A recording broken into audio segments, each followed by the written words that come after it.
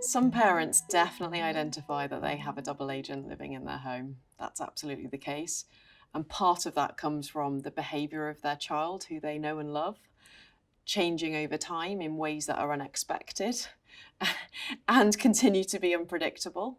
And I think it's adapting to that new behaviour and actually allowing some of that to happen. It's just normal, it's natural.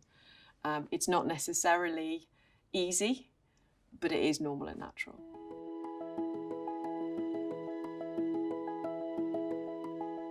So your house is a double agent training ground where your loved agent is testing out different personalities, different strengths, different characteristics, different ways of being.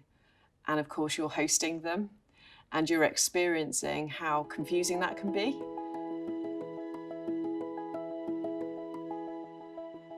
There's a huge variety of when they're going to stop testing out their personas, and it does go into early adulthood.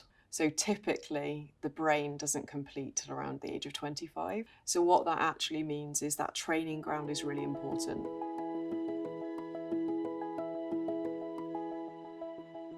I think each student will flourish if the training ground is actually very interested in them as an individual, and you can show interest in the things they like and you can show interest in the school subjects they study, but you have to do it in a very specific way. The key is listening, and that's probably the hardest technique to keep practicing. And when we talk about listening, there are 3 levels of listening.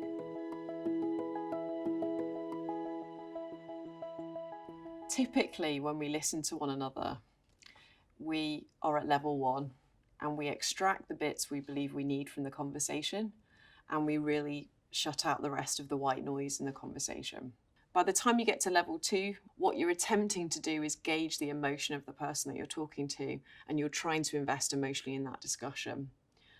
The difficulty with level 2, of course, is the transactional is often now muddied by the emotions of both participants.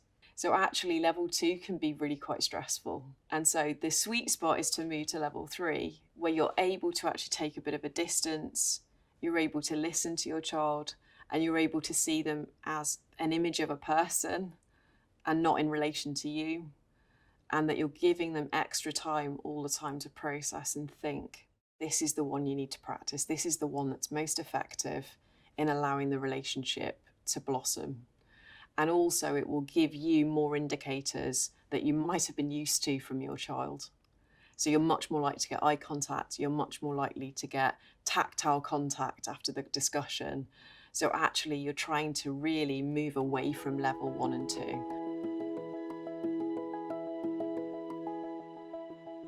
The chances of your child each time articulating themselves fully are negligible. So your child will need your help to be able to decode what they're experiencing, because they may not know.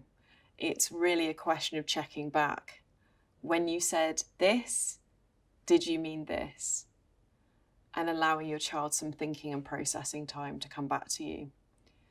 And I think those pauses in the conversation are really important.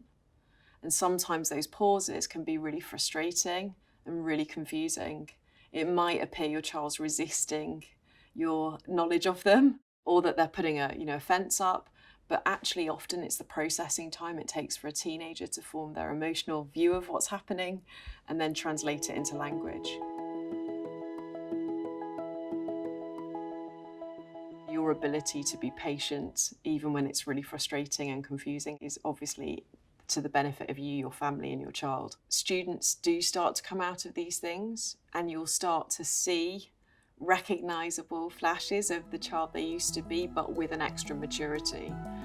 But actually, it's very divergent as to when this fully formed person happens. I would argue that's part of the interesting part of raising another human being.